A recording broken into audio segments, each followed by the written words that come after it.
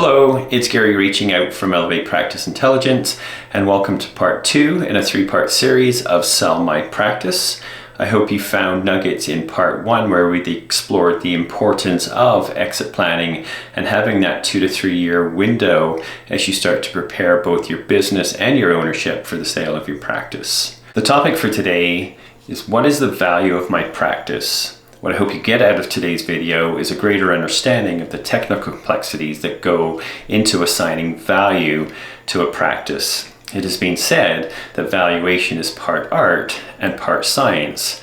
In my opinion, science is the smaller piece and art, or value growth advising, is the larger part. Let's unpack science to begin with, and then we'll move into the art component. The science part can be simplified as putting numbers into a model. Before we start talking about different types of models, let's understand the difference between notional market and an open market. So we're talking about notional value, we're talking about value, theoretical value, that's assigned to a practice before it is exposed to an open market.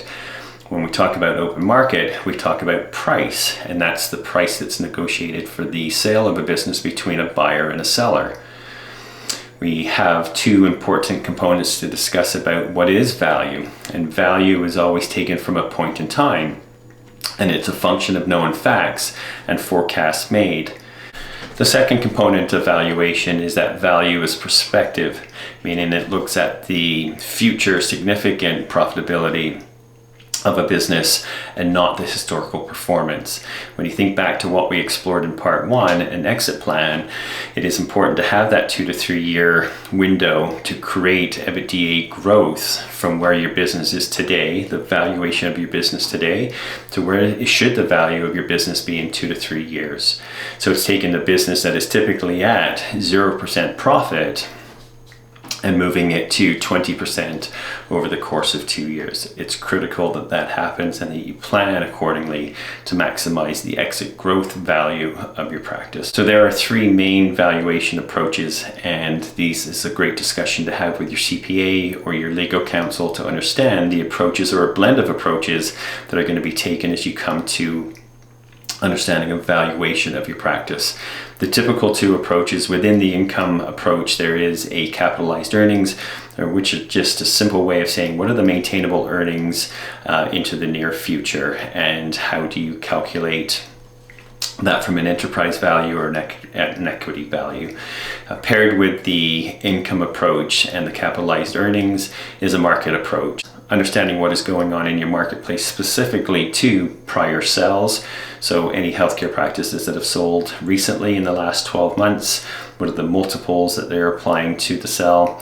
Who are the special interest buyers, or who are the PE firms, or are they selling their clinics to a physio, a chiro, within their practices? It's important to know that information. Typically a CPA or legal counsel won't know that information, so it's important to have a value growth advisor like Elevate Practice Intelligence working as part of your team. The last science piece I'd like to discuss with you is understanding the difference between a quantitative and a qualitative valuation component. In any sort of fair market value, you're going to have the EBITDA times a multiple to get you the market value. It is straight up and down on cash. On the other side, on the qualitative side, you've got 2 components. You've got your goodwill and you've got your intangible assets. On the intellectual side, components typically are your brand value, trademarks that your company has, the intellectual property, and customer lists. When we think about it from a goodwill perspective, we're thinking about it from location and service quality and company reputation and customer loyalty.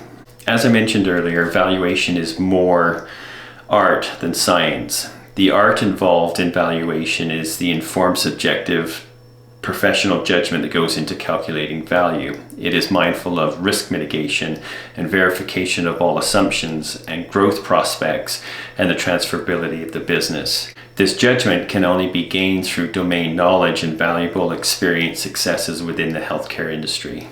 Before I jump into the 4 main components that create value for business, it's important to always start with the end in mind, and that is understanding which type of buyer you want to bring to the sale table.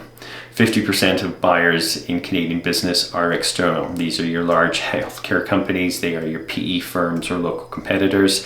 They are looking for synergies, economies of scale, growth market positioning, and then 24% of buyers are family and 23% are current employees of the business. Let's quickly take a step back to an earlier comment made specifically to value, and that value is a point in time. And what I'm seeing in healthcare practices today, you might have $1 million revenue or sales business, but the value of that business, because of the low cash flow, might be $300,000 in as a sale price. And most of that sale price is made up of intangible assets or goodwill, because there's not a lot or minimal cash to drive that enterprise value or the fair market value of your business. So when you work on that 2-year exit plan, when you think about future is prospective, what could your business be worth in 2 years? And that's the important part to consider when you go through the main points of what drives the valuation of a business and how do you put a roadmap together. What you hope for at the end of 2 years is that you've got a $1.5 million business in sales, and then you've got a corresponding 20, 22, 25% EBITDA component. Then you've got a really strong multiple that could be attached to that business. It could be a 4 or 5 times multiple. There's always a range that you can negotiate through with a special interest buyer. But rest assured, the output of a 2-year exit plan should be able to 2 or 3 times the value of your business from a sale price. When we look at the 4 components that make up value in a business, one is the verification of cash flow. Number 2 is your growth prospects. How are you looking at growing your business from $1 million to $1.5 million? Caseloads, full caseloads that you have with competitive physios that you can bring over to your practice. Can you add new services like vocational rehab or disability case management, or more products into your clinic? There is that growth component that you're going to have to find to be able to show that the business is worth what it is today, plus that future looking prospective value.